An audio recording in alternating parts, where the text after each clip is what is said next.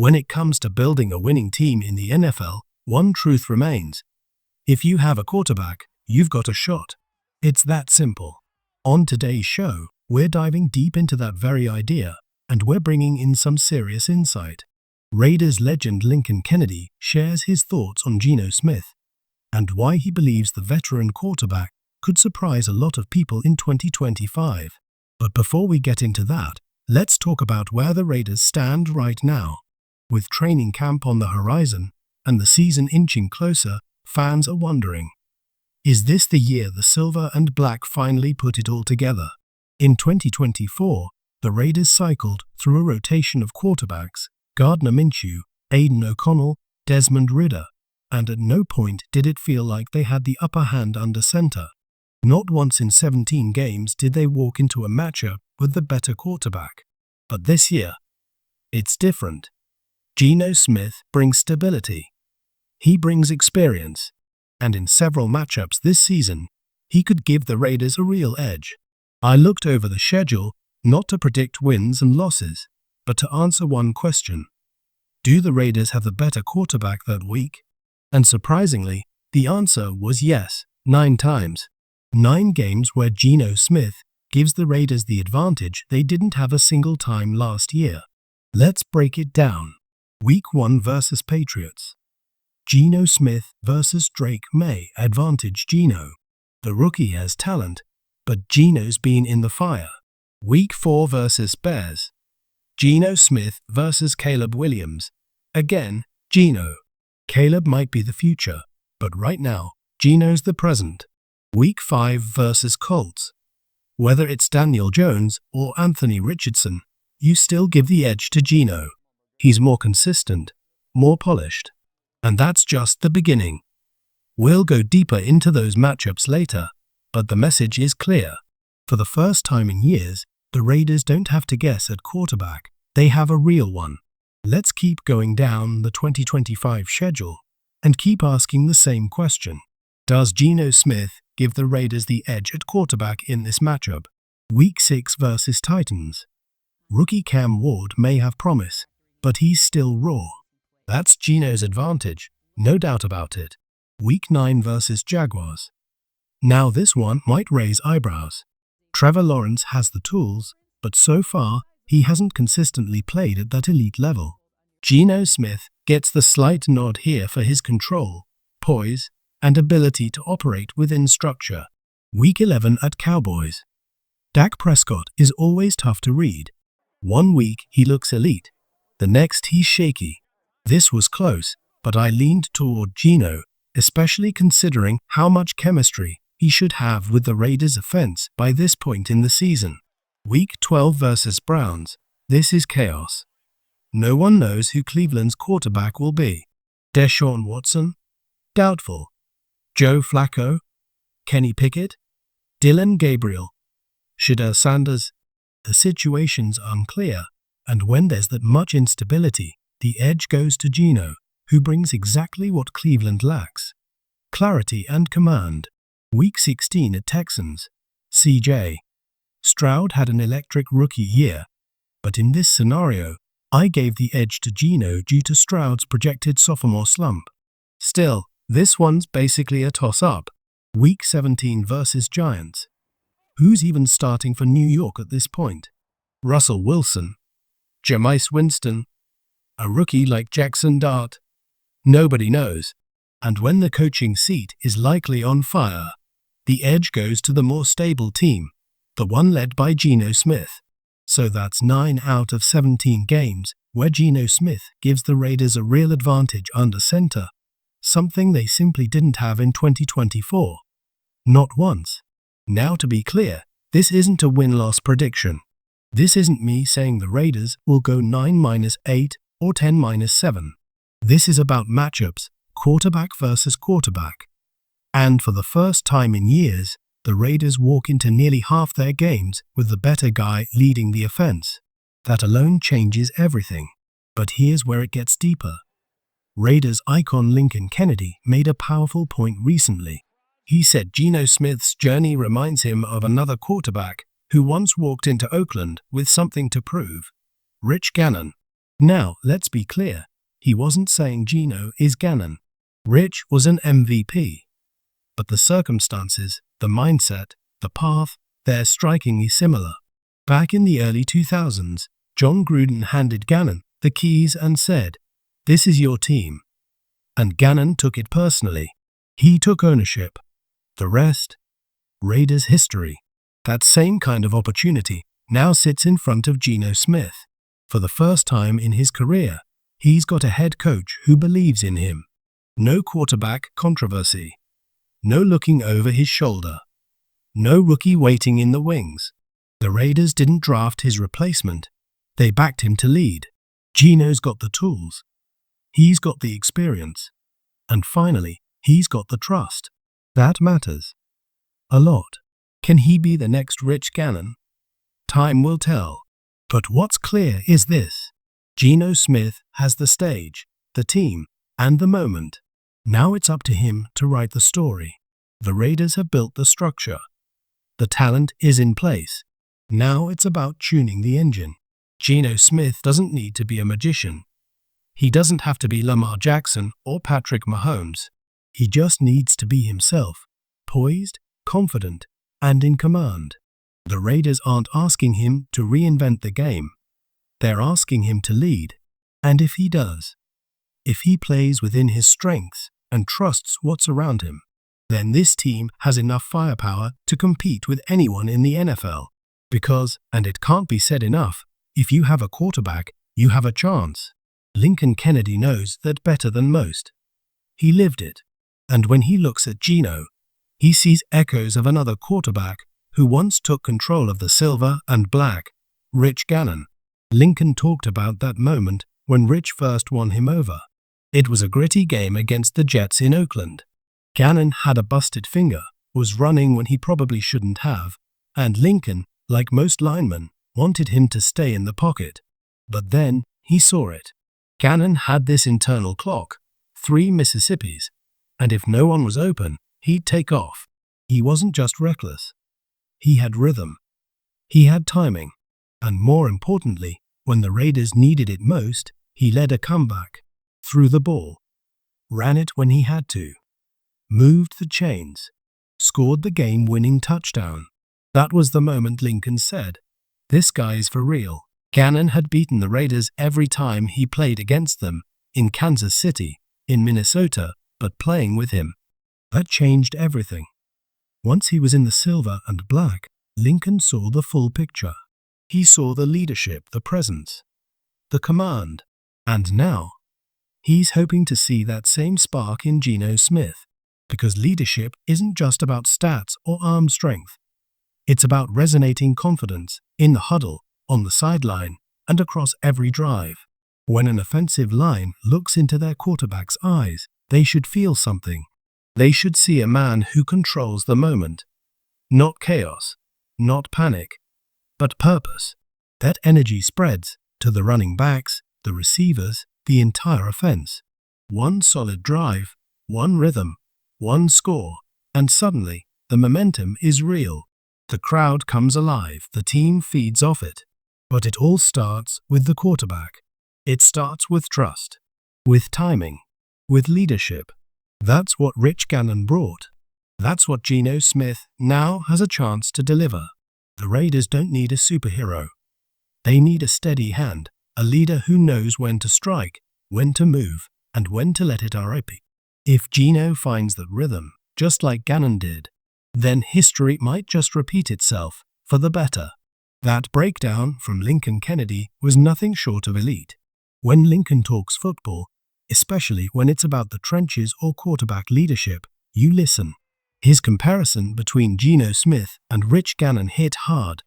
Not because he's saying Geno is Gannon, but because the parallels are real. Gannon came to the Raiders as a journeyman.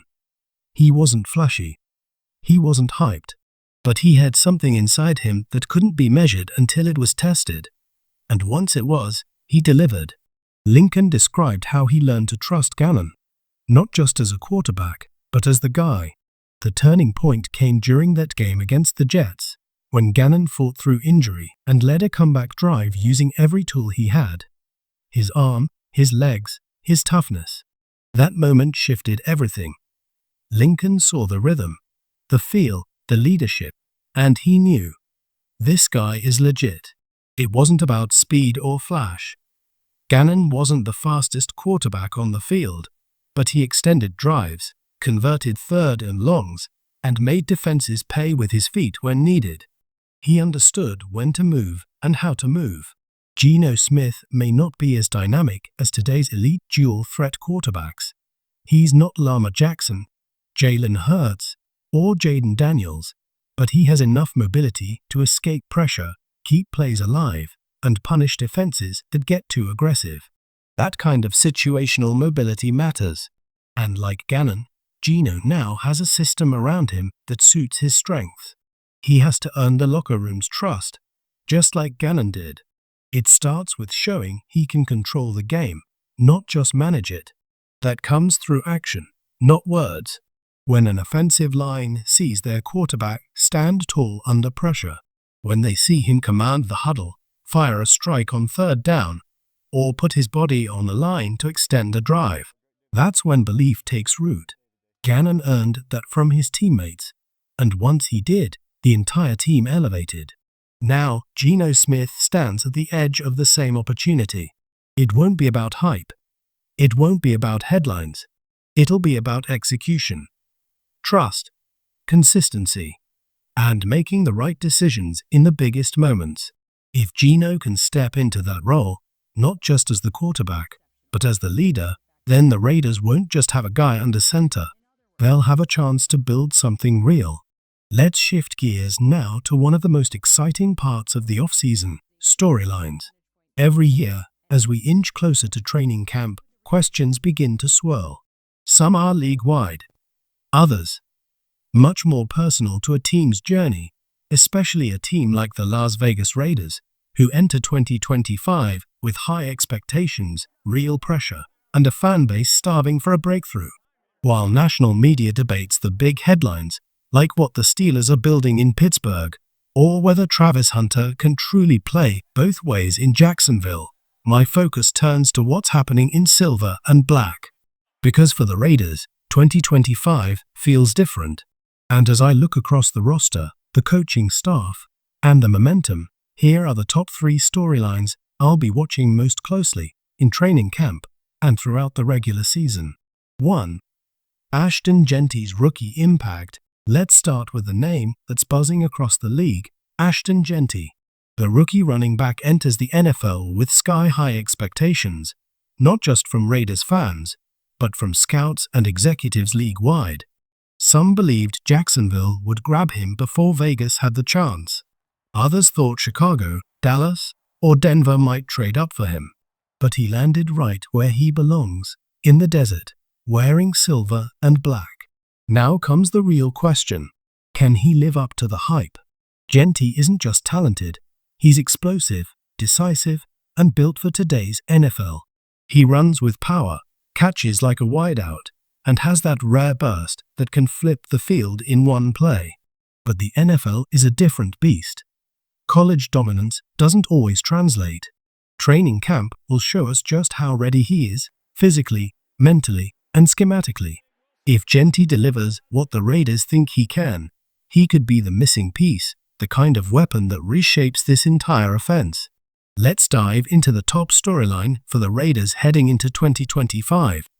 And it starts with a name already echoing across the league, Ashton Jeanty. He didn't fall into the Raiders' lap by accident. He was targeted. He was wanted. Several teams considered jumping ahead to grab him, but ultimately, he landed in Las Vegas. And now, all eyes are on what comes next.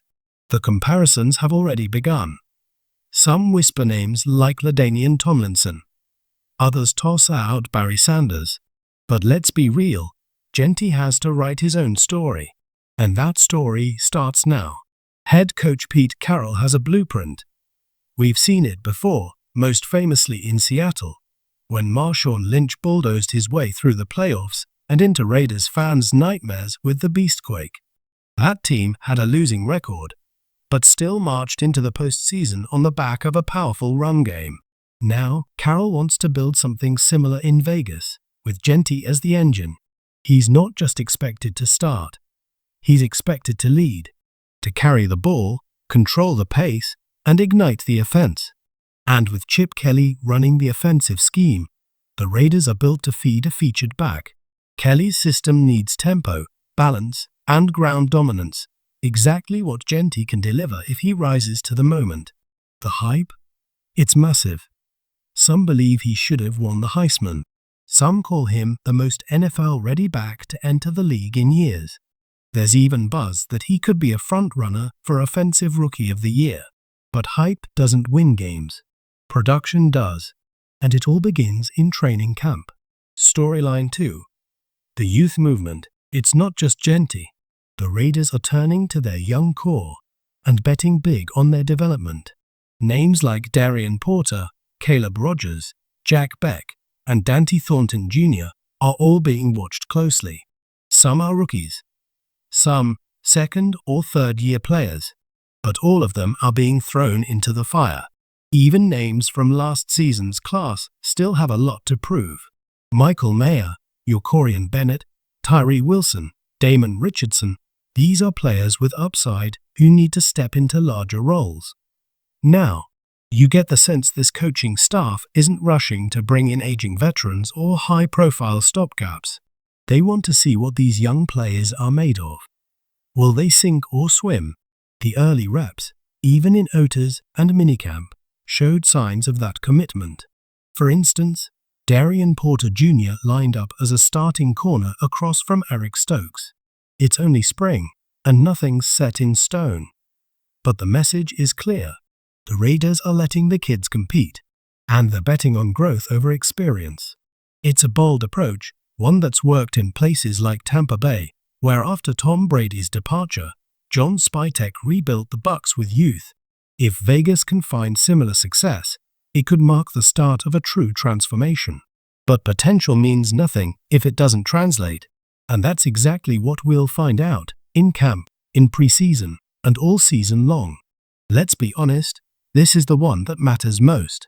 The Raiders didn't just hire Pete Carroll to patch holes or ride out the storm.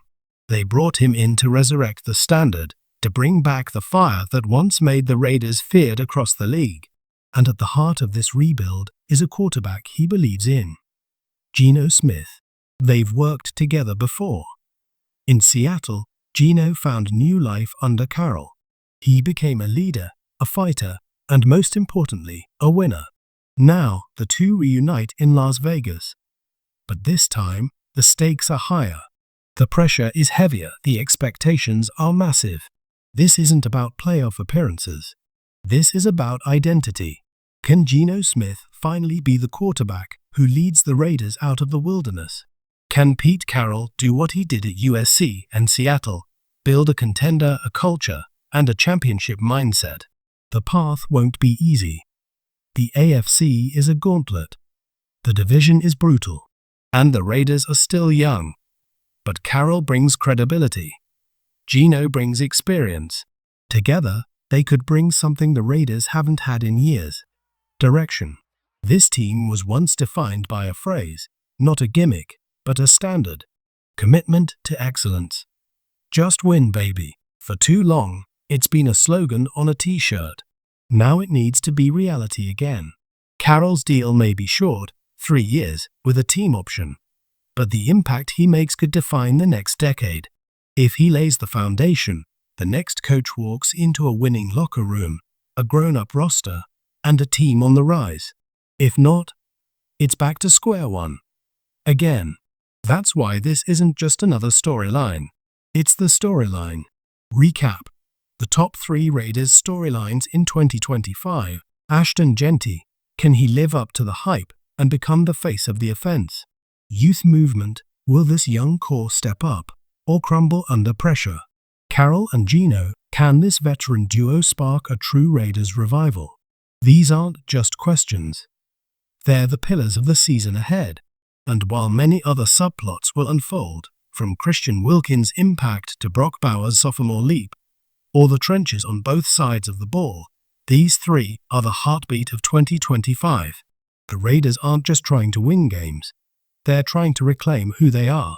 The road to relevance runs through the AFC West, and Raider Nation knows it. One fan put it best: in a division filled with heavyweights, you have to earn your way out.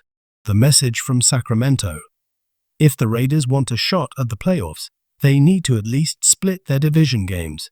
That means 3 wins, minimum, against the Broncos, Chargers, or even the Chiefs. Anything less, and the wild card door starts to close fast. The AFC West sent 3 teams to the playoffs last year. This is not just a tough division. It might be the toughest. Every quarterback in this division has something to prove, and for the Raiders, Geno Smith is carrying the weight of an entire franchise. There's optimism, but there's also honesty. Raider Nation knows what's at stake. After years of being outgunned at quarterback, 2025 is supposed to be different. Pete Carroll brings stability. Geno brings experience. But it's wins in the division that define whether that experience translates. Another fan, this time from Ohio, pushed back on the idea that Bo Nix should get the nod over Geno in Week 9. And the point was clear. If a rookie quarterback has the edge over a veteran who's been in the league since 2013, that's a problem. The Raiders didn't bring in Geno Smith to be decent. They brought him in to finally win these matchups. And that's what it all comes down to. This season isn't just about individual talent. It's about matchups. It's about divisional dominance. And it's about whether the Raiders, young, hungry, and led by battle-tested coaches, can flip the script in the AFC West. The division is stacked. The pressure is massive. But if the Raiders are going to matter again, it starts by beating the teams that know them best. The conversation didn't stop. Raider Nation had more to say. A higher Raider stepped in with a different take on the quarterback battle in Denver. And it was hard to argue. Geno Smith may not be a Pro Bowler in waiting, but he's been around. He's seen it all. And when it comes to matchups with Bo Nix, experience still counts. Sure, Nix took the Broncos to the playoffs in year 1. And that means something. But is that his ceiling, or just the beginning? The answer lies ahead. Maybe he takes that next leap, like Jaden Daniels did in DC. Or maybe he stumbles in his second year, the way C.J. Stroud did after a dazzling rookie campaign. Either way, if Raider fans want to pencil in Geno Smith as the better quarterback in both Denver matchups, that's fair. It wouldn't just shift momentum. It would swing the quarterback advantage in 11 of 17 games in the Raiders' favor. Again, this wasn't about wins or losses. Not yet. This was the quarterback matchup tape, just the tale of the position. Geno versus the field. And by that measure, things were beginning to tip. But then came a voice from the desert. Eric, the rocking Raider from Phoenix. And he didn't mince words. There's no way, he said, that the AFC West sweeps the Raiders again. Not in 2025. Not with Pete Carroll at the helm. Not with Geno under center. The Chiefs, Chargers, and Broncos might be loaded, but the gap is closing. Maybe the Raiders drop 1 to Jacksonville. Maybe another slips away. But they're winning at least 2 inside the division. That changes everything. 9 wins. Eric's thinking 10. And he's not alone. And that's the magic of a quarterback comparison. It starts with tape, with tendencies, with what's on paper. But Raider Nation knows this isn't just a numbers game. It's a battle of belief. And in 2025, they believe their team is ready to fight back. The AFC West won't be easy. The road won't be straight. But one thing is clear. The Raiders are not showing up just to take part. They're showing up to take over. In 2024, there were moments. Moments of promise. Moments of grit. But never, not once, did it feel like the Raiders had the upper hand at quarterback. Not once did they hold the edge in the one spot that matters most. But 2025? It's different. John McClain said it best. If you have a quarterback, you have a chance. And Geno Smith gives this team a fighting chance. Now, if it sounded like there was a win-loss prediction baked into all that, that wasn't the point. Maybe 9 wins floated to the surface at the end. But this wasn't a forecast. It was a measurement. A pulse check. Quarterback versus quarterback, talent for talent. And for the first time in a long time, Geno stacks up. Even if the AFC West doesn't go perfectly, the days of being swept are over. With Pete Carroll roaming the sideline and Allegiant Stadium hungry for a win over Kansas City, the winds feel ready to shift. Maybe, just maybe, Week 18 becomes the moment Raider Nation's been waiting for. But the mic wasn't done just yet. From Orangevale, California, Zach sent in his first text. And it hit with fire. Geno Smith. Let the man cook. Show the fire. Show the fight. Trash talk has always been part of football, and as far as Zach's concerned, he wants a dog leading this team. Whatever happened in Florida, nobody knows the full story. So let's not judge a man on 30 seconds of grainy social media footage. Zach's loyalty runs deep, so deep he made his wife sign a premarital Raider Nation contract. Their firstborn will wear silver and black. No debates. No compromise. Even if she's a Broncos fan. God's got it, he laughed. And if the Raiders can get back to dominating the donkeys like the old days, amen to that. And to close the show, a voice from behind enemy lines. Kenny, a Raiders fan in Patriots country, called in with concerns that echo through the trenches. What's going on with Christian Wilkins' foot? Could TJ Watt be an option? The questions are real, and they're only growing louder as camp draws near. As Raider Nation speaks, ideas rise, some bold, some wild, some just plain Raider. TJ Watt in silver and black. It's a dream that would terrify offensive coordinators. Maxx Crosby on one side, TJ on the other. Tyree Wilson sliding inside. The kind of front four you build in Madden. The kind of nightmare you can't escape on Sundays. But as always in the NFL, it comes back to money. Pittsburgh isn't likely to deal Watt. Not now, not at his peak. Even if they did, the Raiders would face a problem of symmetry. Both Watt and Crosby dominate from the same side, coming off the edge against the right tackle. That's their kill zone. And what happens when $135 million pass rusher watches another walk in and get $40 million? Even if Maxx Crosby wouldn't say a word, the silence would speak volumes.